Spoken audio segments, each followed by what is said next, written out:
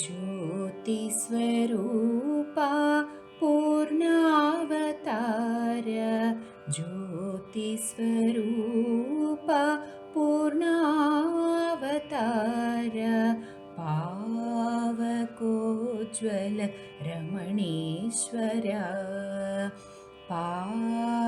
पावकोज्ज्वल रमणीश्वर आत्मा राम महाभाग आत्मा राम महाभाग पुरुषोत्तमा रमणीश्वर पुरुषोत्तमा रमणीश्वर तपोमया तिमिरहरा तपोमया तिमिरहरा महोत्साह रमणीश्वरा महोत्साह रमणीश्वरा त्रिगुणातीत सुकुमार त्रिगुणातीत सुकुमार कृपापूर्ण रमणीश्वर कृपापूर्ण रमणीश्वर ज्योतिस्वरूपा पूर्णावतार पावकोज्ज्वल रमणीश्वर आत्मा राम महाभाग पुरुषोत्तमा रमणीश्वर तपोमया तिमिरहरा महोत्साह रमणीश्वर त्रिगुणातीत सुकुमार कृपापूर्ण रमणीश्वर ज्योतिस्वरूपा पूर्णावतार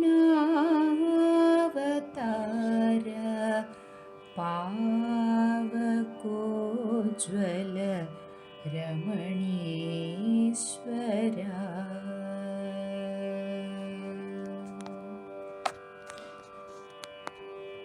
ब्रह्मादिभ्यो ब्रह्मविद्यासाम्प्रदायकर्तृभ्यो वंश ऋषिभ्यो महाभ्यो नमो गुरुभ्यः सर्वोपप्लवरहित प्रज्ञानघन नित्यगर्भो ब्रह्मैवाहमस्मि अहं पदार्थरहितः सदाशिवसमारम्भां व्यासशङ्करमध्यमाम् अस्मदाचार्यपर्यन्तां वन्दे गुरुपरम्पराम् हरिः ओम् श्रीगुरुभ्यो नमः हरिः ओम् ॐ निर्भयानन्दाय विद्महे अचलपरिपूर्णाय धीमहि तन्नो परात्परः प्रचोदयात् ॐ साईश्वराय विद्महे सत्यदेवाय धीमहि तन्नः सर्वः प्रचोदयात् ॐ सत्पुरुषाय विद्महे महादेवाय धीमहि तन्नो रुद्रः प्रचोदयात् ॐ सद्गुरुरूपाय विद्महे ज्ञानबोधामृताय धीमहि तन्नो श्रीविद्यासागरः प्रचोदयात् आनन्दाय विद्महे परिपूर्णानन्दाय धीमहि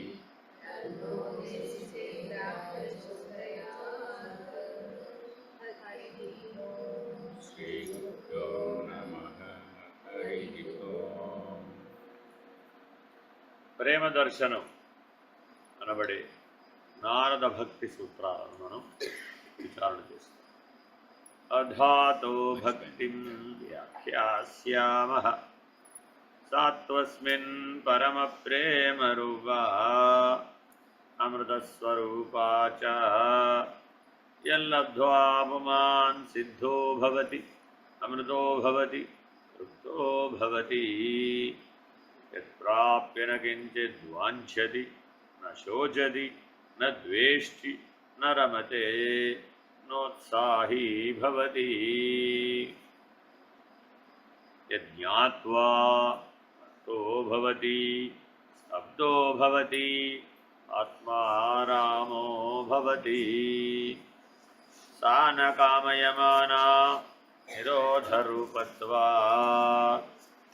నిరోధస్తు లోకవేదవ్యాపారన్యాసః తస్మిన్ అనన్యతా తద్విరోధిషు ఉదాసీనతా చ అన్యాశ్రయాణాం త్యాగో అనన్యతా లోకే వేదేషు తదనుకూలాచరణం తద్విరోధిషు ఉదాసీనతా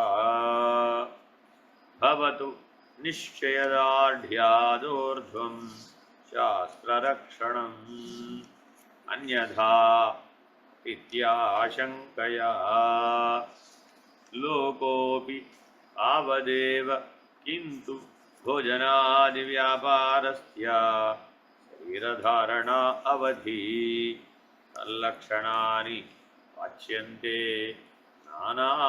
నానామతభేదాత్ పూజాదిష్వనురాగ ఇది పరాశర్యః కథాదిష్వతి గర్గః ఆత్మరత్య విరోధేనేతి శాండిల్యః నారదస్తు తదర్పితాఖిలాచారత విస్మరణే పరమవ్యాకులతేతి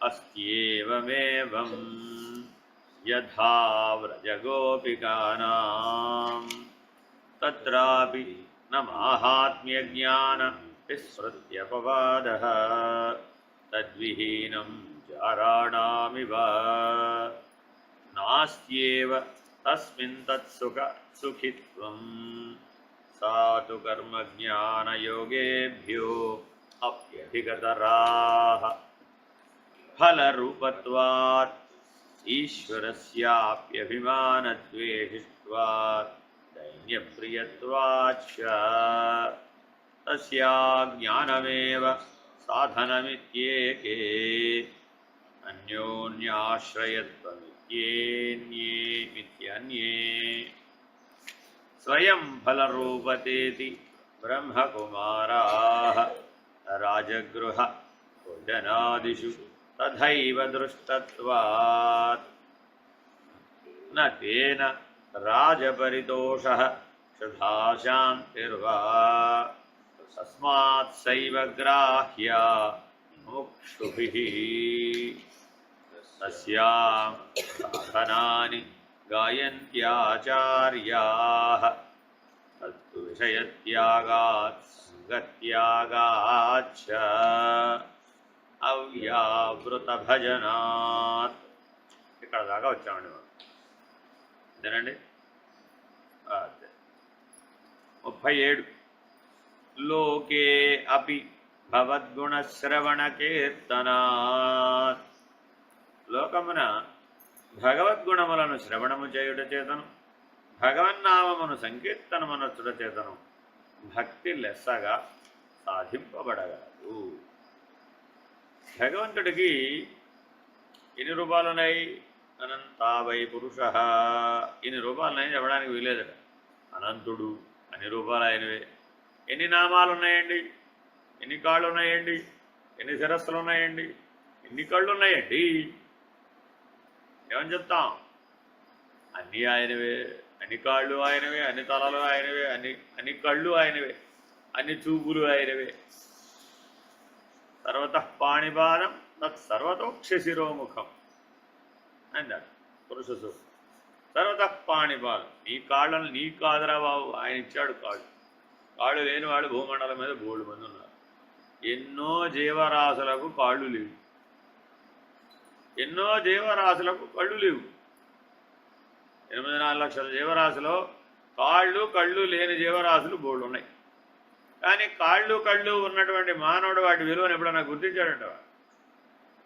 ఆహా, పైగా అహంకారం తలకెక్కినప్పుడు అదే కాళ్లతో ఇతరులను తన్నే ప్రయత్నం చేస్తారు. మరి అప్పుడు పరమాత్మ ఏం చేయాలి? ఏం చేస్తాడండి? ఉత్తర జన్మకి వాటి వినియోగం నీకు బాగా గుర్తొచ్చేట్టు చేస్తాడు. పరమాత్మకి నీ మీద ప్రతీకారం తెచ్చుకోవాల్సిన అవసరమే అక్కడ ఏమి లేదు. నీ అధర్మమే నీకు ఆ అంగవైకల్యాన్ని ప్రాప్తింపజేస్తుంది. అంగవైకల్యం అంటే లేకుండానే పోవక్కర్లా, ఉపయోగించకుండా ఉన్నా పర్వాలా, ఉంటుంది ఉపయోగం. మరి ఇప్పుడు దాని లోపాన్ని తెలుసుకుంటావు కదా. ఇవన్నీ చేస్తున్నవాడు ఎవరండి? ఆలోచించండి. ప్రతి వాడి జీవితంలో వాడి జీవితానుభవంలో మరి ఇలా ఉందా లేదా? ప్రతి వాడు వేలు ఎవరి వైపు చూపిస్తున్నాడు? వాడేనండి బాబు. అంతా చేసింది ఎవడు? వాడే. ఎవడయ్యా వాడు? నిరీంద్రియతయాత్మన. వాడికి ఇంద్రియాలు లేవయ్యా బాబు, వికారములు లేవయ్యా బాబు, నిర్వికార. కాబట్టి భగవంతుని గుణాలేమిటయ్యా? నిరీంద్రియ, నిర్వికార, నిరాకార, నిరామయ, నిరంజన, నిర్గుణ, నిర్మల. అంత బాగా చెప్పారు చూడండి. కాబట్టి భగవంతుని కీర్తించాలంటే ఎలా కీర్తించాలంటే నిరీంద్రియ, నిర్వికార, నిరాకార, నిరంజన. ఇంకేం అంటదట, ఏం పట్టదట. మనమేమో రివర్స్. వీటన్నిటికీ రివర్స్ లెక్కేసుకోండి, అన్నీ మన లక్షణాలు కనబడతాయి. జీవాత్మ లక్షణాలు ఏమిటయ్యా అంటే వీటన్నిటికీ వ్యతిరేకం రాస్తే జీవాత్మ లక్షణం. కాబట్టి జీవుడు ఎప్పుడూ ఏమిటి చేయాలయ్యా? నీ లక్ష్యమైనటువంటి పరమాత్మ లక్షణాలని గుణనామ సంకీర్తన చేయవయ్యా బాబు. అర్చ, విభవ, యంత్ర, మంత్ర, తంత్ర. ఆరవదండి స్వరూప. మనం ఆరాధన చేసేప్పుడు భగవంతుని ఎలా ఆరాధిస్తున్నామంట? అర్చ, విభవ, గుణ. ఆ భగవంతుడి గుణాలను ఆపాదిస్తాం, కానీ వాస్తవానికి ఆయన ఎవరు? నిర్గుణుడు. ఆకారాన్ని ఆపాదిస్తాం, ఆయన నిరాకారుడు. ఆయన ఏమిటో నవ్వాడంటావు, డ్యాన్స్ చేసాడంటావు, నటరాజు అంటావు, కాసేపు ధ్యానం చేశాడంటావు, కాసేపు నాట్యం చేశాడంటావు, కాసేపు అది చేశాడంటావు, కాసేపు ఇది చేశాడంటావు. ఆయనకి చేయడానికి ఇంద్రియాలేవు అక్కడ. నిరీంద్రియ. కాళ్ళు చేతులు లేనివాడు డ్యాన్స్ అలా. ఆ డ్యాన్స్ ఏమిటో సృష్టి ఆదిలో మొదలు పెట్టేట సృష్టి అయ్యేదాకా చేస్తూనే ఉంటాడు. కృష్ణ నటరాజు నాట్యం ఎప్పటికీ అవదట. ఆయన ఇష్టం వచ్చినట్టు పాడేస్తూ ఉంటాం ఈశ్వరుడు గురించి. చూడండి, మీరు కావాల్సి వస్తాయి ఎక్కడ పడితే అక్కడ పాటల్లో భజనలు ఇలాగే ఉంటుంది. నటరాజ అన్న భజన ఉంది. ఆ పాట విన్నప్పుడు నాకు నవ్వు వస్తుంది. ఊరే నిరాకారుడు, నిర్వికారుడు, నిరంజనుడు, నిర్గుణుడు, నిర్మలుడు, నిరవయవుడు, నిరీంద్రియుడు. ఒరే ఈనాటి వాడు చేస్తాడు. ఇక బ్రహ్మాండం అంతా ఆయన నాట్యమేనట. ఒరే పోజు మాత్రం ఎలా పెట్టాం? ఓ మనిషి నాట్యం చేసినట్టు. ఇంద్రియాలు ఉన్నవాడు నాట్యం చేస్తే ఎలా ఉన్నాడు, అభినయం చేస్తున్నవాడు ఎలా ఉన్నాడు, అలా పెట్టాం. మరి ఇప్పుడు మన తెలివి ఎక్కడికి ఆగిపోయింది? అర్చ, విభవ, మంత్ర, తంత్ర, యంత్ర. మన ఇంద్రియాలు ఏవి, 5 పంచేంద్రియాలు ఏవి తెలుసుకోగలవు, 5 లక్షణాల వరకే అర్చన చేస్తున్నాడు. అది కూడా నిజార్చనేనా? అది నిజభక్తేనా? అది ఆయన నిజస్వరూపమేనా? అలా దర్శనం పొందగలవా? పైగా చాలామంది అంటారు, నేను నటరాజు దర్శనం పొందానండి. అబ్బా, ఏం చేస్తున్నాడు ఏమిటి ఆయన? బాగా డాన్స్ చేస్తున్నాడండి. అందుకని భగవద్గీతలో ఆయన ఏమన్నాడు? ఈ యథామాం ప్రపద్యంతే మాం తథైవ భజామ్యహం. మనం ఎలా చూడాలనుకుంటే నీ సంకల్పం ప్రకారం నేను అలా కనబడతాను. ఎంత బాగా నటిస్తున్నాడు. ఆ నటించేవాడ నటరాజు.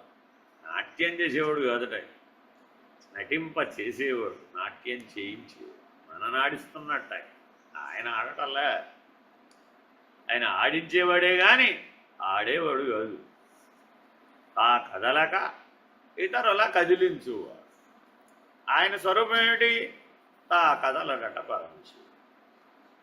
మరేం చేశాడు? కదిలితే కానీ నాకు బాగోదండి అన్నాడట జీవుడు. జీవుడు కూడా ఏమిటి? ఇలా కూర్చున్నాడండి, ఇప్పుడు ఇలాగేనా, కాస్త కాలు మార్చుకో, బాగుందండి, ఇప్పుడు బాగుంది. తా కదలడట పరమశివుడు. కూర్చున్నవాడు మరి సృష్టి ఆది కూర్చున్నట్ట అంతం అయ్యేదాకా లేవడట. మరి మనము సరే పోనీ ఇలాగే కూర్చోవయ్యా, ఇది స్థిర సుఖమాసనం కదా, ఇలా కూర్చో, కాళ్ళు కిందకు వెళ్ళలేస్తే కాళ్ళు బరువు, మళ్ళీ కాళ్ళు పైన పెట్టుకుంటారే వాడు గారు. కదలకుండా క్షణం కూర్చోలేవే. ఆ కదిలేడిది మాయు, తేలిక చెప్పు. ఆ కదలట పరమశివుడు, ఆ కదిలేడిది మాయ. మరి మాయ మర్మంబు కననే మటు మాయమగున. అంటే ఈ రహస్యం తెలిస్తే, ఆ మాయ యొక్క మర్మం తెలిస్తే మటు మాయమై. మరి ఇప్పుడు ఎవరున్నారా? ఎప్పుడు పరమేశ్వరుడు. ఇలా జాగ్రత్తగా ఆ పరమేశ్వరుని యొక్క యథార్థ స్వరూపాన్ని ఎవరైతే తెలుసుకున్నారో నది సముద్రాన్ని దర్శించినట్టే అయింది. సముద్రం కదులుతుందా ఎప్పుడన్నా? నది కదలకుండా ఎప్పుడైనా ఉందా? చూడండి, ఉపమానం ఏం చెప్పాడు? నది కదలకుండా ఎప్పుడన్నా ఉందా? కదిలా కదిలే లక్షణమే నది. సముద్రం ఎప్పుడైనా కదిలిందా? ఆ స్థానాన్ని దాటి బయటకు వచ్చిందా? అది వస్తే ఇది లేదు, గుర్తుపెట్టుకోండి. సముద్రం ఎప్పుడైనా నేల మీదకి వచ్చానుకుంటే ఇది పోయినట్టే, అంతే సంగతం. నేల పోయింది, నేల మీద నదులు పోయింది, సృష్టి అంతా పోతుంది. బ్రహ్మాండ ప్రళయం ఎలా వస్తుందట? సముద్రాలు పొంగుతాడు, అంతే. భూమి అంతా సముద్రంలో ఉంది, అదే బ్రహ్మాండ ప్రళయం. ఆ తర్వాత ద్వాదశ సూర్యులు వస్తారు, సముద్రాలను ఎండగడతారు, సున్నా. అప్పుడు ఈ భూమి అంతా వెళ్ళి సూర్యుడు కలిసిపోతుంది, నవగ్రహాలు సూర్యుడు కలిసిపోతాయి. అలా బ్రహ్మాండ ప్రళయం వస్తుంది అని బ్రహ్మాండ పురాణం బ్రహ్మాండ ప్రళయం ఎలా వస్తుందో దర్శించినటువంటి మహర్షులు తెలియజెప్పారు. మరి ఇదంతా చేస్తున్నవాడెవడే? ఆ బ్రహ్మాండాన్ని సృష్టి చేస్తున్నవాడెవడు? పోషిస్తున్నవాడెవడు? లయింపజేస్తున్నవాడెవడు? పునః తిరోధాన. ఆయన దగ్గర కాసేపు అట్టే పెట్టుకున్నట్టు. తిరోధానం అంటే ఏమిటి? బ్రహ్మాండ ప్రళయం తర్వాత కొంతసేపు ఈ బ్రహ్మాండాలనే పరమేశ్వరులు అణిగి ఉన్నాయట. మళ్ళా తర్వాత కొంతకాలానికి అనుగ్రహించబడ్డాయి, మళ్ళా వచ్చి ఇంతే ఆయన చేసేది. ఏమైనా పెద్ద పని ఏం చేయడండి? సృష్టి, స్థితి, లయ, తిరోధాన, అనుగ్రహములు అనే పనే చేస్తాడు, కదలకుండా చేస్తాడు. చిన్న పనే పెద్ద పనే? చిన్న పనే పెద్ద పనే? కదలకుండా చేస్తున్నట్ట ఈ పని అంతా. మనము కదిలితే, నేను వెళ్ళి కదిలి దోశలు ఇడ్లీలు వేస్తేనే కదా నీకు ప్లేట్లో వచ్చేది. నేను కూడా ఇలాగా కదలకుండానే కూర్చున్నాను అనుకో, అప్పుడు నీ దోశ ప్లేట్లో దోశలు ఇడ్లీలు ఎలా వస్తాయి అందట అమ్మవారు. ఎందుకని? ఆవిడ పని కదలటం, కదిలించడం. ఆయన పని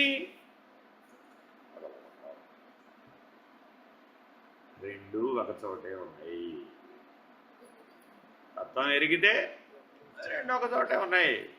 ఇటు చూస్తే జీవాత్మ, అటు చూస్తే పరం. పరాంగుఖత్వా ఇది పరమాత్మ. ఆ స్టోరీ అంతా చెప్తున్నావే, దానికి పరాంగుఖుడవైతే పరమ వైపు తిరిగితే ఇవే పరమేశ్వరుడు. అభిముఖత్వ ఇది జీవ. రెండే ఉన్నాయట మనలో. ఏమిటది? అయితే అభిముఖం, లేదంటే పరాంగుఖం. ఇటు తిరిగేట నా పిల్లాడు ఏమైపోతాడు, పిల్లాడు ఏమైపోతాడు, నా కుటుంబం ఏమైపోతుందో, నా చెంబు తప్పాలేమైపోతుందో. నారాయణ నారాయణ. ఆ లాకర్లో బంగారం పెట్టించానా, సంవత్సరం అయింది చూడలేదు, ఉందో పోయిండు, ఓసారి అంటే చూసిస్తే పోయేట్టుంది అని హడావిడిగా బీపీ పెంచుకుని పరిగెట్టుకు వెళ్ళి ఆ లాకర్ తీసి ఆ వస్తువులన్నీ ఉన్నాయో లేదో వాడు ట్రే ఇస్తాడు. ఆ ట్రేలో వేసుకునేటప్పుడు ఆ చిటికెన వెలుగు పెట్టుకున్న ఉంగరం కాస్త డామర్ కింద పడింది. ఆ లాకర్ కిందకు పోయింది. ఆ లాకర్ కింద 6 అంగుళాలే ఉండదండి.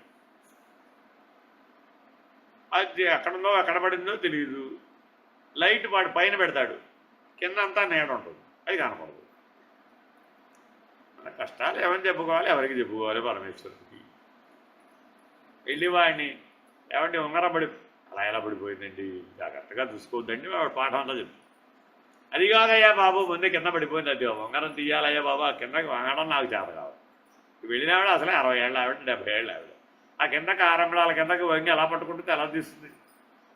వాడు లైట్ పట్టుకొస్తాడు. నేను లైట్ చూపిస్తాను, మీరు తీసుకుంటారే, మీ ఉంగరం నాకు తెలియదు మరి.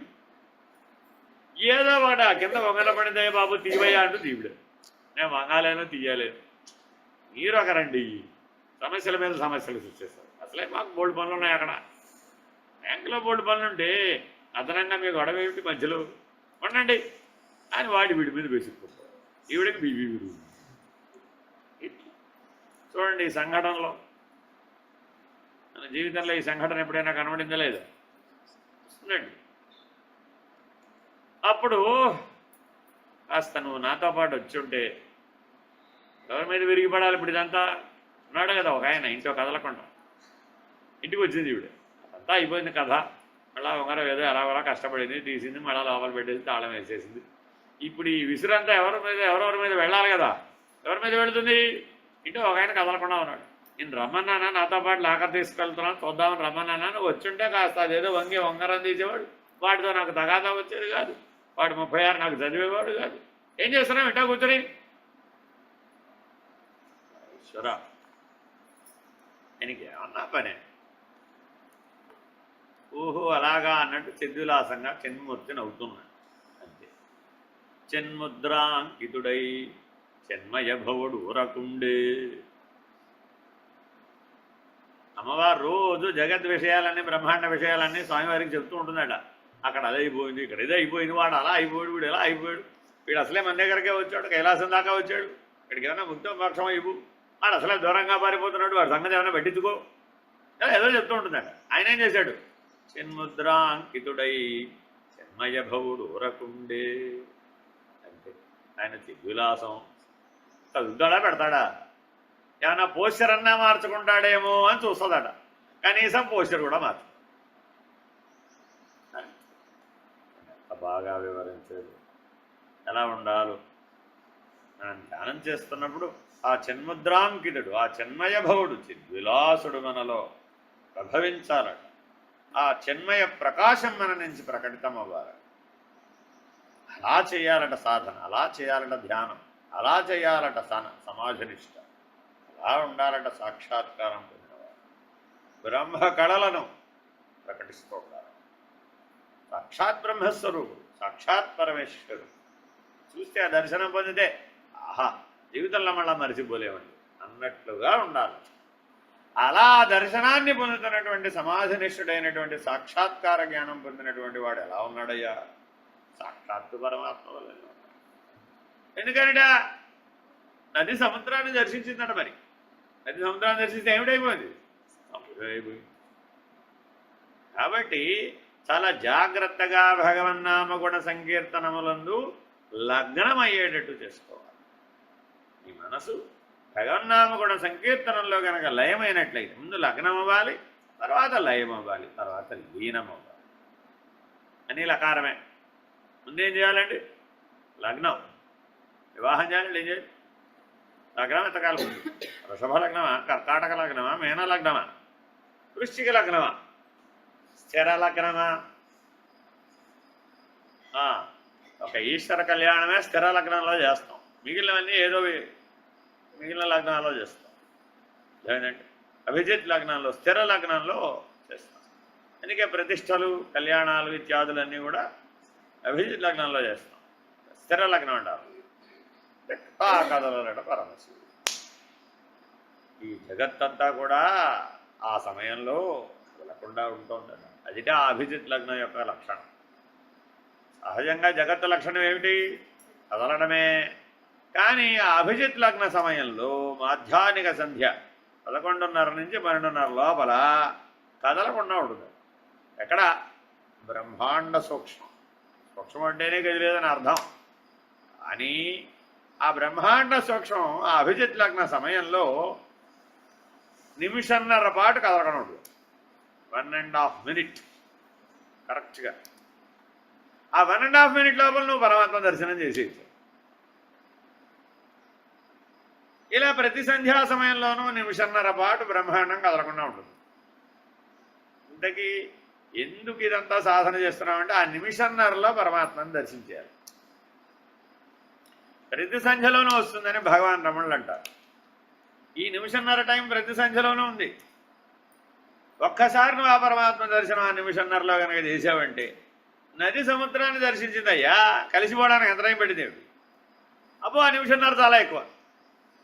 నది సముద్రంలో కలిసిపోవడానికి ఎంత టైం కావాలండి? 1.5 minute is very much time. ఎందుకని ఆ 1.5 minute లోపల అది 100 kilometers లోపలికి ఆ వేగాన్ని. అప్పుడు ఏ నీళ్ళు ఉన్నాయి? అలా అవ్వాలట. అది సాక్షాత్కారం. ఎంతసేపట్లో అవుతుందండి సాక్షాత్కారం? నిమిషన్నర. అన్నిమిషన్. నిమిషులంతా ఎవరు? జీవులు. అనిమిషులు ఎవరు? దేవతలు. నిమిషోన్మేషన్. అందుకని సంస్కృతం బాగా వస్తే, బాగా తెలిస్తే ఆ భాషా సౌలభ్యం అంతా ఇంత అని చెప్పలేం. ఒక పదాన్ని ఇటు అటు అటు ఇటు మారిస్తే, కొద్దిగా ఉపసర్గలు మారిస్తే, 2 అక్షరాలు మారిస్తే యథార్థం బాగదు. నిమిషన్, అనిమిషన్, నిమిషోన్మేషన్. అంతే, అయిపోయిందట. 3 మాటల్లో అయిపోయింది వేదాంతం. ఏమిటయ్యా శాస్త్రాలని? అయితే నిమిషుల గురించి చెప్తుందా, లేకపోతే అనిమిషుల గురించి చెప్తుంది. ఎందుకయ్యా? ఆ నిమిషోన్మేషణ అనే స్థితిని పొందడానికి. నిమిషములు లేవట, అనిమిషములు లేవు. ఉన్మేష స్థితి అనేటటువంటి స్థితికి చేరడానికి. నిమిషులు అంటే ఎవరంటే కళ్ళు రెప్పలు ఆర్చేవాడు. ఎవరు? మనమే. ఎన్నిసార్లు ఆరుస్తాం? అనిమిషులు వాడికి కను రెప్పలు లేవు, ఆర్చే పని లేదు వాడికి, ఎప్పుడు అలాగే ఉంటాడు అంతే. దేవతలందరూ అనిమిషులు. ఒక్క రెప్పపాటు కూడా నిద్రపోదు. మనం నిద్ర ఎందుకు పోతున్నామంటే ఇంతకీ ఆ దేవుడు కన్ను రెప్పలు ఇవ్వబట్టి నిద్రపోతున్నాడు. ఆయన రెప్పలు ఎవరేమన్నారు? నేను నిద్రపోవడానికి ఆయన కదా కారణం. ఆ రెప్పలు ఇవ్వకపోతే నేను కూడా దేవుడిలాగానే కన్ను రెప్పలు వేయకుండా అలాగే చూస్తూ ఉండేవాడిగా. నన్ను రెప్పలు ఇచ్చే జీవుడిగా చేసింది ఆయనే కదా అని కంప్లైంట్ చేశాడు. ఊరే రెప్పలు ఇస్తే వేసే శక్తి తీసే శక్తి కూడా ఇచ్చాడుగా. ఒట్టి రెప్పలు ఇచ్చాడు. మరి వాటిని సవ్యంగా ఉపయోగించవచ్చు కదా. కాబట్టి ఏం చేయాలట? అర్ధ నిమిలిత నేత్ర ఉన్మేష ఉన్మని. ఉన్మీలనం. నేత్రం వల్ల ఏం చేయాలండి? ఉన్మీలనం. అందుకని మీరందరూ ధ్యానం చేసినప్పుడు చూసుకుంటా, మీ కళ్ళు తిరిగినవి చూడటానికి. మీరేమో కళ్ళు మూసుకొని దెబ్బలు పడుతుంటారు. ఇది కళ్ళు మూసుకొని దెబ్బలు పడుతున్నా బయట నుంచి చూసేవాడికి అర్థమైపోతుంది. చూడగా చూడగా ఆ తెలివి వచ్చేస్తుంది అన్నమాట. చూస్తే మీ కళ్ళు పైకి కిందకి కిందకి పైకి తిరుగుతుంటాయి. స్థిరంగా ఉండవండి. అది చాలు. మీరు స్థిరంగా లేరని తెలుసు కూడా. ఎలా అర్థమైపోతుంది నాకు? చూస్తానన్నమాట. చూస్తే డింగ్ డింగ్ డింగ్ డింగ్ డింగ్ డింగ్ ఐబాల్ మూమెంట్ తిరుగుతూ ఉంటుంది. కళ్ళు ఏమి స్థిరంగా ఉండవాడు. ఎందుకనిట? మృత్యు వస్తేనే కానీ అది ఆగి. కాబట్టి మృత్యు వచ్చిందని ఎలా చెప్తాడ డాక్టరు? కన్ను రెప్పలు ఎత్తి చూస్తాడ. కళ్ళు తిరగకపోతే హంస తిరగదు. Direct relative. కళ్ళు తిరగడం ఆపగలిగితే, దృష్టి నిలపగలిగితే ప్రాణం నిలిచిపోతుంది. ప్రాణం నిలిచిపోతే మనసు నిలిచిపోతుంది. ప్రాణ మనస్సులు నిలిస్తే జగత్తు నిలిచిపోతుంది. జగత్తు నిలిచిపోతే ఉన్నదెవరు? ఈశ్వరుడే. ఇవి కదులుతున్నంతసేపే ఈశ్వరుడు కనపడకుండా పోతాడు. ఈ కదిలేవి కదలకుండా ఆపేస్తే కదలని వాడిని చూడగలిగే చూపు వచ్చి ఇదిట దివ్యచక్షులు సంపాదించే విధానం. కాబట్టి ఉన్మీలన దృష్టి కలిగిన వాడెవడు వాడు సాధిస్తాడు. సరే, అసలు విషయాన్ని వద్దాం. భక్తి చక్కగా అభివృద్ధి నొందుటకు నారదుడు అనేక సాధనల ఉపాయములు తెలుపుతున్నారు. ఇదివరలో విషయత్యాగము, నిరంతర భజన మున్నగు పద్ధతులను చెప్పి ఇప్పుడు అనన్య భక్తి గల మహనీయుల ద్వారా భగవద్గుణములను వినుట, అట్టి భగవద్గుణములను భగవన్నామములను గానమనర్చుట చేతను భక్తి బాగుగా అభివృద్ధి నందగలదని బోధించు. మానవులకి శ్రవణం చేసే అలవాటు ఉందా లేదా? ఎప్పటి నుంచి వచ్చింది? ఎప్పటి నుంచి వచ్చింది? పుట్టగానే వచ్చేసిందా? పుట్టగానే వచ్చేసిందా? పుట్టక ముందే ఉందా? తల్లి గర్భంలో ఉండగా శ్రవణ శక్తి ఉందా? ఉంది. అయ్యో, స్పందిస్తాడు వాడు, శబ్దాలకు స్పందిస్తాడు. కాకపోతే వివరం తెలియదు.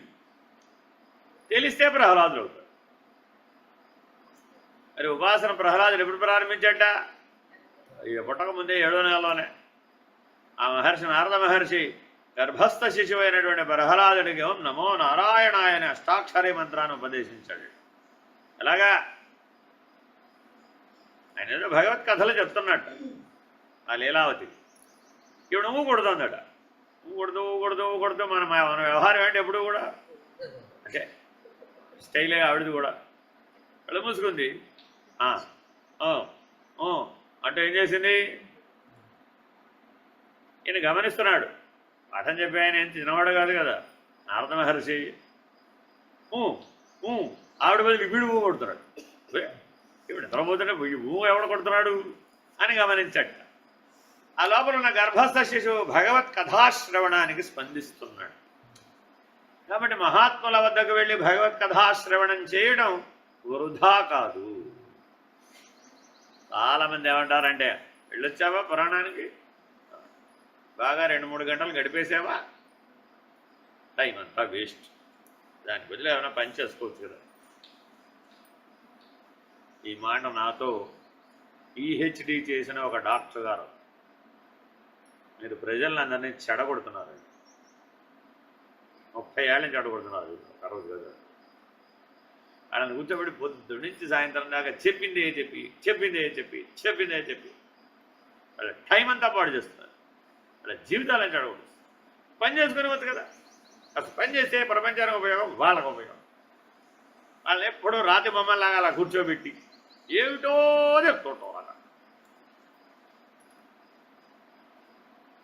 దానికి బదులు కాస్త చెత్త మనం చెత్త బయట పారేయలను, ఏదైనా క్లీన్ అండ్ గ్రీన్ పని చేసుకుంటారు కదా. కాస్త ఏదో ఇల్లు బాగు చేసుకోవడం, ఊరు బాగు చేసుకోవడం, ఒళ్ళు బాగు చేసుకోవడం, వాడిని ఏదో కాస్త పని చేసుకొని ఏమీ చేయొద్దు అంటావు. ఇప్పుడు నాకు అర్థం, ఎప్పుడు చూసినా ఆ దేవుడు ఎక్కడ ఉన్నాడో తెలియదు కానీ వాడి గురించి చెప్తూనే ఉంటావు నువ్వు. నాకు అర్థం కాదు, ఉన్నాడో లేదో తెలియదు అని నాకు పెద్ద పని చేస్తాను. దయచేసి మీరు చెడిపోవద్దు, వాళ్ళు చెడపడం, కాస్త వాళ్ళు వాళ్ళలాగా బతకని ఏం చెప్పాలి మనప్పుడు. ఆయన చిన్నవాడేం కాదు, 70 ఏళ్ళు పిహెచ్డి చేసిన డాక్టర్ గారు, జీవితం అంతా చూసినవాడు.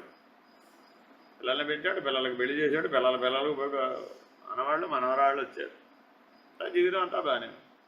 ఎక్కడో మొదలుపెట్టాడు, కోటీశ్వరుడు అయ్యాడు. జీవితంలో సాధించింది ఏమీ లేదు, ఏ అనుభవం పొందంది లేదు, చూడంది లేదు. దేశ విదేశాలు భూప్రదక్షిణ చేసి వచ్చేసాడు. ఇప్పుడు ఆయన జీవితంలో ఏమైనా చేయలేదా? ఒక్కడే పని చేయలేదు, దేవుడిని వెతకలేదు. అంటే ఆయన వెతికేట కానీ ఆయన కనపడలేదు. ఆ మాట తేల్చేసాడు. ఏదో చెప్పమా, మా నాన్న కూడా చిన్నప్పుడు ఎప్పుడో ఇలా అనేవాడండి, అప్పుడే చూసేసాను నేను. ఎంత చూసినా ఆయన అక్కడ కనపడలేదు. 70 ఏళ్ళ నుంచి అప్పటి నుంచి ట్రై చేస్తూనే ఉన్నా, ఎక్కడ నేను అంతా చెప్తూ ఉంటారు కానీ ఎంత ట్రై చేసినా ఎక్కడ ఉన్నాడో కనపడలేదండి. అందుకని లేడండి డిసైడ్ అయిపోయి. ఈ లేనివాడి కోసం ఊరికే వాళ్ళ జీవితం అంతా దిగుబాటు చేస్తారండి. ఏం చెప్పాలి ఇప్పుడు? కాబట్టి భగవత్ కథాశ్రవణం విశేష ఫలదాయకం. గర్భస్థ శిశువును కూడా ప్రభావితం చేయగలరు, ఉత్తమమైనటువంటి భక్తుడిగా జన్మించేట్టుగా చేయగలరు. సాక్షాత్ నారసింహ ప్రభావం. అటువంటి నిజభక్తుడి కోసం అవతారుడే స్వయంగా దిగివచ్చు. మన వల్ల అవుతుందంటారా భగవంతుడు నేల మీద పెంచడం? మనం పిలిస్తే నరసింహావతారం వస్తుందంటావా? గ్యారెంటీ ఉందా? అంత భక్తి ఉందా? అలా భక్తులను ధరించడం కోసమే కదా అనేక అవతారాలు వచ్చినాయి, అవునా కదా? మరి ఆ నిజభక్తి లేకపోతే అవతారం ప్రభవిస్తుందా? భగవాన్ బాబా వారిని అడిగాడు, నేను దేవుడిని తెలుసుకున్నాను, నేను దేవుడిని, నేను అవతార పురుషుడిని, నేను యోగావతారుణ్ణి, నేను వచ్చాను, నేను ఎక్కడి నుంచో వచ్చాను ఇలా అంటారు ఎవడు స్వామి. మీరు కూడా మా పుట్టపర్తిలో ఆ పలానా ఇంటో పలానా భర్త పుట్టారు కదా, ఈశ్వరమ్మకు పుట్టారు కదా మీరు. మేము మమ్మల్ని కానంటే మేమమ్మ కూడా మిమ్మల్ని కాను. మీరు కూడా మా అలాగానే రాగిపోద్దాను పల్లి చెడ్డీ తింటున్నాను, మేమో దగ్గర తిరిగి మా అలాగానే మీరు పెంకుటింట్లోనే ఉన్నారు. మేము చదువుకున్న స్కూల్లోనే వరపంట స్కూల్లో చదువు, మేము మీ స్కూల్లో దగ్గర చదువుకున్నాం. మీరు మేము బెంచ్మేట్లు కదా. మీరు ఏమిటో నేను అవుతారని అంటాడు అని అడిగి ఆయన ఏమన్నాడు తెలుసా, నేను రావాలంటే ఒక యుగం పాటు దేవతలు మానవులు ఎంతమందో ప్రార్థిస్తే నేను దిగి వచ్చాను అన్నాడు. మనం అనగలం అంటారు అన్నమాట. ఎంతమందో ప్రార్థిస్తే వచ్చారు. ఈ ఈశ్వరం అడిగిందనో లేకపోతే మీరందరూ ఇప్పుడు ఏదో భజన చేస్తారనో నేను రాలేదు. ఎంతమందో నన్ను ప్రార్థించారు. అయినా ఒకసారి భగవద్ అవతారం రావాలని ఆయన అనాహి పడేగా అని ఒక భజన ఉంటుందండి. అనాహి పడేగా, ఎందుకయ్యా మమ్మల్ని ఉద్ధరించాలని నువ్వు రావాల్సిందయ్యా, మా వల్ల కావట్లేదు అయ్యా బాబు అని ఎంతమందో ఒక యుగం పాటు ప్రార్థిస్తే చిట్ట చివరికి వస్తాడు పరమాత్మ. అలా వచ్చిన వాడిని నేను, నా సంగతి నాకు తెలుసు కానీ మీకేమి తెలియదు అన్నారు. కాబట్టి ఎవరికైనా వాడి సంగతి ఎవరికి తెలియాలి? కూడా అలాగే దిగి వచ్చావు, కానీ ఆ దిగి వచ్చిన సంగతిని మర్చిపోయి విస్మృతి అర్థమైందండి. కాబట్టి భగవత్ కథా గుణగాన సంకీర్తనము చేత, శ్రవణం చేత, భజన చేత మనలో ఆ స్మృతి కలుగుతుంది. అంతే. ఏదైతే మనం మన స్వరూపం గురించి మర్చిపోయామో ఆ స్వరూపం యొక్క స్మరణ కలుగుతుంది. శంకరులు అంటారు ఆత్మబోధలు, ఒక ఆవిడ ఓ పిల్లవాడిని చంకలో ఎత్తుకున్నాడు. పిల్లవాడు కనపడలేదని ఊరంతా వెతికింది. ఏమిటమ్మా వెతుకుతున్నావు? పొద్దున్న నుంచే వెతుకుతున్నానని కనపడలేదు. ఎవరు? మా పిల్లవాడు కనపడలేదు అన్నాడు. పిల్లవాడు కనపడలేదు, ఆల్రెడీ ఒక ఆవిడని ఎత్తుకుంది కదా, ఇంకో పిల్లాడు ఉన్నాడేమో, ఆ పిల్లవాడు కనపడలేదేమో అని ఊరంతా కలిసి అక్కడ మనకు పిల్లాడు కనపడలేదండి బాబు, పాపం పొద్దున్న నుంచి వెతుకుతాను, సాయం చేద్దాం పట్టండి అని ఊరంతా కలాయి తిరిగేశారు.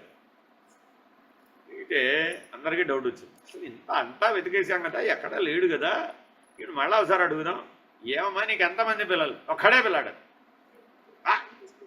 ఒక్కడే పిల్లాడు, నీ సంకలో ఉన్నాడు. సంకలో ఉన్నాడా? మర్చిపోయారండి అన్న. ఇప్పుడు ఏం చెప్పాలి అడిగి? ఏం చెప్పాలి దేవుడు? సంకలన పిల్లవాడిని మర్చిపోయిన తల్లికి ఏమని చెప్తా? ఇంతేనట ఈ జ్ఞానోపదేశాలని. ఇంతమంది మహర్షులు, ఇంతమంది సాధకులు, ఇంతమంది మునులు, ఇంతమంది ఋషులు, ఇంతమంది గురువులు, అంతమంది సద్గురువులు, అవతారులు అందరూ కలిసి ఏమిటి చేస్తున్నారా అంటే ఆ సంకలం పిల్లాడిని మర్చిపోయావమ్మా, నీ సంకలంలో ఉన్నాడని చెప్తున్నట్టు. That's all. సమస్త వేదముల సారము, ఉపనిషత్తుల సారము, ఉపదేశముల సారము నీ స్వరూపమును నీకు గుర్తు చేయుట మాత్రమే. విస్మృతి కలిగినటువంటి దాన్ని స్మృతిలోకి తేవడం మాత్రమే. అఖండ స్మృతి పోయిన సూత్రంలో చెప్పారు. ఆ స్మృతి కలిగితే అది పోదడిగా అఖండ స్మృతి. అటువంటి స్వరూప దర్శనాన్ని, స్వప్రకాశ దర్శనాన్ని, రమేశ్వర దర్శనాన్ని అందించేటటువంటి భగవత్ కథా గుణ నామ సంకీర్తన భజన చాలా మనలో అవసరం. అలా ఎవరైతే చేశారో వారికి భక్తి బాగుగా అభివృద్ధి నొందగలదు. భగవంతుని తెలుసుకొనుటకు తగిన ప్రజ్ఞ, వివేకము మానవునకు ప్రసాదింపబడింది. ఇప్పుడు తన సంకలో ఉన్న పిల్లవాడిని తెలుసుకోవడానికి కావాల్సిన ప్రజ్ఞ, వివేకం ఆవిడకు ఉన్నాయా లేదా? కానీ ఏం చేసింది? మర్చిపోయింది. స్వకంఠాభరణం అని ఆత్మబోధలో మరొక ఉపమానం వేస్తారు. ఏమిటంటే మెడలో కంఠానికి తగిలించుకునేది ఏమిటండి? అది నెక్లెస్. ఆ పేరు పెట్టాడు, నెక్ లేస్ అట. కంఠమును బంధించున్నది. లేస్ అంటే బంధించున్నది. షూ లేస్ అంటే షూను బంధించున్నది. నెక్ లేస్ కంఠమును బంధించున్నది అని పేరు పెట్టాడు. ఆ నెక్లెస్ కొనడానికి ఈ జీవితం అంతా ఇవిడేమిటో గోల. అదేదో రవ్వల నెక్లెస్ అంటుంది, ఏదో వజ్రాల నెక్లెస్. ఈ కంఠమును బంధించడం ఏమిటండి బాబు? ఎవరన్నా కంఠబంధనాన్ని కొనుక్కుంటాడు? ఎవడన్నా ఆలోచించండి. అది అడిగినప్పుడు నాకు నవ్వసం, ఒరే కోరి కోరి ఊరేవరన్నా కొరుక్కుంటాడా, కంఠమే వేసి ఊరేందుకు నీకు ఇప్పుడు అంటే ఎవరైనా ఏమంటారు, వెర్రి కూడా. అర్థమైనా అండి? మరి ఇప్పుడు ఆ నెక్లెస్ వేసుకున్నాడు ఆవిడే, ఇక్కడ వేసుకున్నానని మర్చిపోదు, కనిపించదు కదా. మరి దేశం అంతా ఊరంతా వెతుకుతుంది, ఏమంటే నా నెక్లెస్ కనపడుతుంది, నా ఆభరణం నెక్లెస్ అందండి ఆవిడ. అప్పుడు ఏమంటుందండి, నా ఆభరణం కనపడలేదండి, నా గొలుసు కనపడలేదండి, నా ఆభరణం కన్నా ఊరే అయిపోయింది. ఎంతమ్మా ఏమిటి దాని విలువ? ఏమని చెప్పానండి, 30 ఏళ్ళు నా జీవితంలో రిటైర్ అయిపోయిన డబ్బులు ₹1,00,00,000 కొన్నానండి, అదండి ఇదండి అని ఓ ఏడుస్తుంది. దాని వివరాలన్నీ చెబుతూ ఏడుస్తూ, ఏమిటమ్మా ఇంతకీ? నా ఆర్నమెంట్ అండి పోయింది, ₹1,00,00,000 అటు. ₹1,00,00,000 అనగానే ఏం చేస్తారు ఎవరైనా? లాకర్లో పెట్టావేమోనమ్మా, ఏదైనా సంచిలో పెట్టావేమో, బ్యాగ్లో పెట్టావేమోనమ్మా అని ఎన్ని ఆప్షన్లు చెప్తారో నేను చూస్తానన్నమాట. ఈ సందర్భం జీవితంలో ఎప్పుడప్పుడు ఒకసారి వస్తుందండి. ఈ చుట్టుపక్కల ఉన్న వాళ్ళందరూ భూమండలంలో ఉన్న ఆప్షన్లు చెప్తారు. మీ కోడలకి ఇచ్చావేమో, మీ అమ్మాయికి ఇచ్చావేమో, ఏదైనా పెట్టెలో పెట్టావేమో, ఇలా ఎన్నో చెప్తాడండి. ఇదంతా పొద్దునేది రాత్రి దాకా వెతికేస్తారు. వెతికేసి వెతికేసి వెతికేసి అన్నీ అయిపోయినాక అసలు ఇంతకీ ఏమిటమ్మా ఆర్నమెంట్ ఫోటో కానీ ఏమైనా ఉందా, దాన్ని ఒకసారి చూపెట్టు అనగానే పోయినసారి తీసుకున్నప్పుడు ఫోటో ఉందండు, అప్పుడు అది నీ మెళ్ళ ఉంది కదా. వాడు చెప్పాడా ఇంకోటి ఎవడన్నా చెప్పాడా? ఎదుటి చూసేవాడు సాక్షి వాడు చెప్పాడు. అనవసరంగా మన దాన్ని కంగారు పెట్టి, నువ్వు కంగారు పడి పొద్దు నుంచి రాత్రి దాకా కంగారు పడిపోయి బీపీ పెంచేసింది. ఇంకా కొంతసేపు అయితే సాయంత్రం నేను ఐసీలో చేర్చాల్సిన పరిస్థితికి వచ్చేసేదానివి, నువ్వు హార్ట్ అటాక్ తెచ్చుకునేదాన్ని, మెళ్ళలోనే ఉంది కదమ్మా ఆయన అందరూ ఇళ్ళకి తక్కపోయారు. స్వకంఠాభరణం విస్మృతి కలిగిందట అంతే.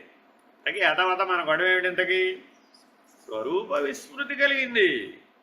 కనుక అందుకని శంకర్ లాంటి వాళ్ళు వచ్చి ఆత్మబోధ, తత్వబోధ, పరోక్షానుభూతి, వేదాంత డిండిము, ఎన్ని రకాల బోధలో, ఎన్ని భాష్యాలు. ఈ సకల భాష్యాల సారం ఏమిటయ్యా? స్వరూప విస్మృతిని పోగొట్టడం. బ్రహ్మావలోకధిషణం, దీన్ని ఏమంటారండి?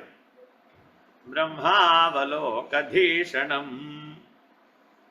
ఈషణ అవలోకన బ్రహ్మ, 3 మాటలు వేసేసాడు. మన ధీశక్తికి 2 శక్తులు ఉన్నాయండి. ఈక్షణ, అవలోకన. ఈక్షణ అంటే బయటికి చూడటం, ఈక్షణం అంటే బయటికి చూడటం, అవలోకనం అంటే లోపలికి చూడటం. అర్థమైందండి? మరి బ్రహ్మని ఎక్కడ చూడాలట?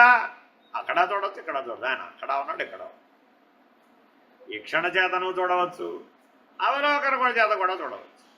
కాబట్టి మన సాధనలన్నీ కలిపి ఒక మాటలో చెప్పండి అన్నాను అనుకోండి, ఇదే బ్రహ్మావలోకధీషణ. కళ్ళు మూసుకుని ఏం చేస్తున్నాడు ఈరోజు అన్ని గంటల సేపు? అవలోక. కళ్ళు తెరిచి ఏం చేస్తుంది ఈవిడే? అట కూర్చునే ఉందండి బాబోయ్, కళ్ళు జరుగుతుంది, మూసుకోలేదండి బాబోయ్. ఏం చేస్తుంది ఈవిడే? కాన్షియస్లీ ఈక్షణింగ్, కాన్షియస్లీ సీయింగ్. ఈక్షణ అంటే అది అన్కాన్షియస్లీ సీయింగ్ కాదు, కాన్షియస్లీ సీయింగ్. కోమాలో ఉన్నవాడు అన్కాన్షియస్లీ సీయింగ్, వాడు కూడా సీయింగే, నో యూస్, గ్రహింపు లేదు లోపల. కాబట్టి చాలా జాగ్రత్తగా మన సాధనలన్నింటినీ కలిపితే ఒక జీవితం అంతా చేసిన సాధనంతా ఒక మాటలో చెప్పమంటే ఏమిటయ్యాది? బ్రహ్మావలోకధీషణం. ఎప్పుడు మొదలుపెట్టామో తెలుసా? ఇది తల్లి గర్భంలో 7వ నెలలో దృష్టి విచ్చుకుంటుంది. కన్నుగానని గాఢాంధకారమునందు కన్ను విచ్చుకొని గర్భవాస నరకం. అప్పుడు మొదలైనట్టు చూడు. ఆ లోపల ఉన్న జీవుడు ఏడుస్తాడు. డబ్బు ఏమిటో కన్ను పొడుచుకున్నా కనబడలేదమ్మా, ఎవరికి మొరపెట్టుకోవాలో పైకి కిందకి తిరుగుతాట. అందుకని బాగా తిరుగుతాట, తిరుగుతూనే ఉంటాట. 7వ నెల నుంచి 9 నెలల 9 నెలల 9 రోజులు 9 గడియల 9 గడియల వరకు. డెలివరీ ఎప్పుడయ్యా అంటే ఇదే 9 నెలల 9 రోజుల 9 గడియల 9 గడియలకే డెలివరీ అని వాడికి తెలుసు, జీవాత్మకి తెలుసాడు లోపల ఉన్నవాడికి.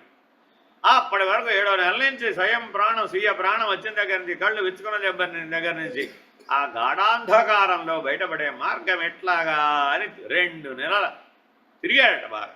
2 నెలల 9 రోజుల 9 గంటల 9 నిమిషములు అనుకో, కాసేపు మనకు అర్థమే భాష.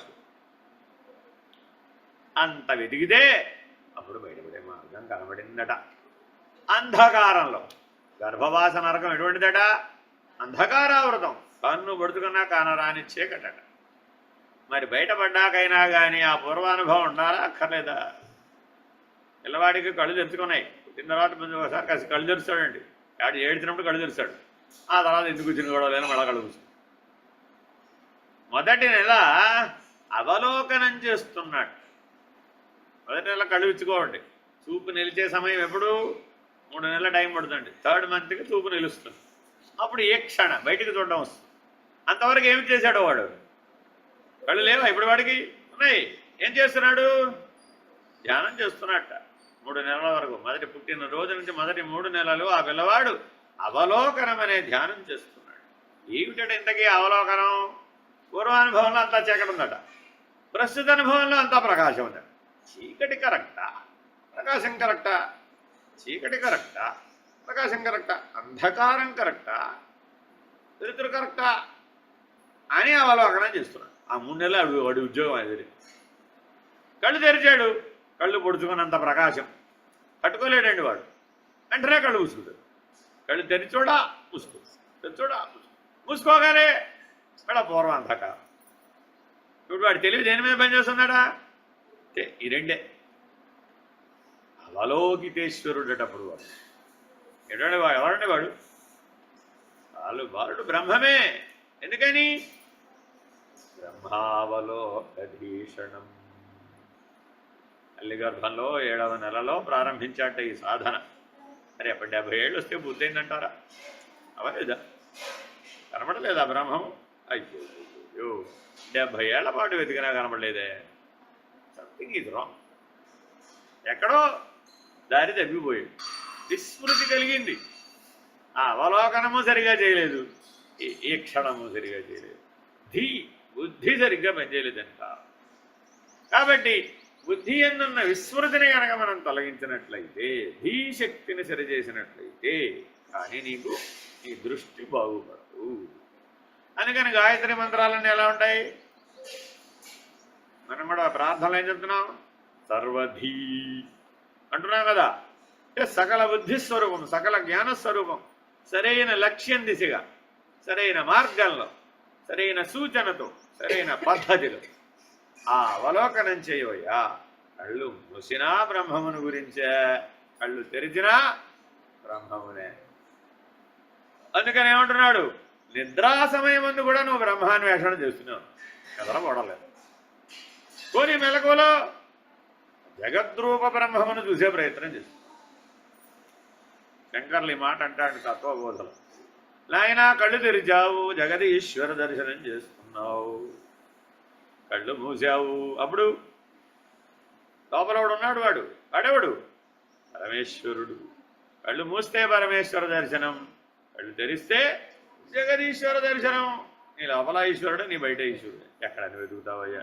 వెతకడం ఎందుకయ్యా బాబు? అదో దండగ మారి పని. ఎందుకని? స్మృతి కలగడం వలన వెతుకుతున్నావు అంతే. అదే స్మృతి కలిగితే అక్కడే ఉన్నాడు, కళ్ళు ఎదురుకుండానే ఉన్నాడు. నీ లోపల ఉన్నాడు, నీ బయట నువ్వే ఆయనలో ఉన్నావు. వాస్తవానికి చెప్తే అంతటా ఉన్న ఈశ్వరులో నువ్వే ఉన్నావు. నేను వేరుగా ఉన్నానన్న భ్రాంతి చేత దిగ్భ్రమ. నేనేమంటారండి? దిగ్భ్రమ. ధీ లక్షణం అన్నమాట ఇది. ఆ ధీశక్తి భ్రమకు గురైంది, భ్రాంతికి గురైంది. ఆ ఈశ్వరుడు ఎక్కడో ఉన్నాడు, నేను వేరుగా ఉన్నాను. బ్రహ్మావలోకధీషణం అని పెద్దలు చెప్పు. ఇట్టి దివ్యశక్తి ఏ ఇతర ప్రాణికి లేదు. Very very important. కాబట్టి ఆ దానిని సదుపయోగం చేసుకుని ప్రభువు యొక్క గుణగణములను మహనీయుల ద్వారా శ్రవణము చేయుట, అట్టి వాణిని లెస్సగా గానము చేయుట, కీర్తించుట గావింపగలరు. కార్యములచే భగవద్భక్తి బాగుగా అభివృద్ధి నందును. భగవంతుడు సంగిన ఇంద్రియములను భగవత్ కైంకర్యమునందే వినియోగించవలరు. చేయనుతో ఆ ఇంద్రియములు వ్యర్థములే ఎగును. సరి అవి శరీరమును గోడలోని బిలములు మాత్రమే కాగలవు. ఏమిటండి మన ఇంద్రియాలు? ఈ శరీరం అనే గోడలో గాలి రావడానికి పోవడానికి, వెలుతురు రావడానికి పోవడానికి ఇంటికి బిలములు పెట్టావా లేదా? దర్వాజాలు, కిటికీలు. ఈ శరీరం అనే గోడలో కూడా ఇవి దర్వాజాలు, కిటికీలు లాంటివి. దానివల్ల ఏం ప్రయోజనం. మరి ఇప్పుడు వాటిని అలా వాడుతున్నామా, ఎలా వాడుతున్నామా అని గమనించుకో. దైవగుణ శ్రవణము చే చెవి, దైవనామస్మరణ చే నోరు పవిత్రములు. తక్కిన ఇంద్రియములను కూడా భగవత్ కార్యములందే వినియోగించి తద్వారా భక్తిని అభివృద్ధి పరుచుకోవలను. అప్పుడు అవి ఏంటంటే బ్రహ్మావలోకధీషణం అనేటటువంటి సాధన పర్ఫెక్ట్గా జరుగుతుంది. శ్రీ గురుభ్యో నమః. హరి ఓం. పూర్ణమదః పూర్ణమిదం పూర్ణాత్ పూర్ణముదచ్యతే పూర్ణస్య పూర్ణమాదాయ పూర్ణమేవావశిష్యతే. ఓం తత్సత్. ఓం శాంతి శాంతి శాంతి. హరి ఓం. आत्मज्योति नमो परमात्मज्योति नमो आत्मज्योति नमो परमात्मज्योति नमो अखंड ज्योति नमो मम जीवन ज्योति नमो अखंड ज्योति नमो मम जीवन ज्योति नमो अंतर्यामि नमो श्री सद्गुरु साई नमो अंतर्यामि नमो श्री सद्गुरु साई नमो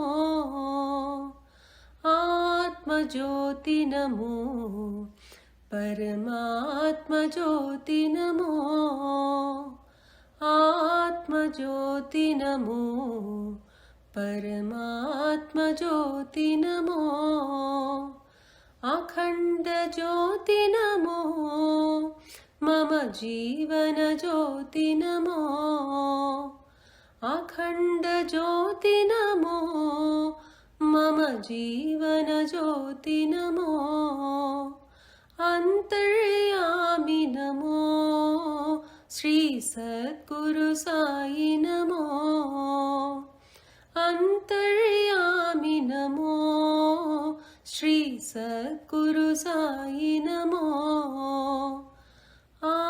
आत्मज्योति नमो परमात्मज्योति नमो आत्मज्योति नमो परमात्मज्योति नमो।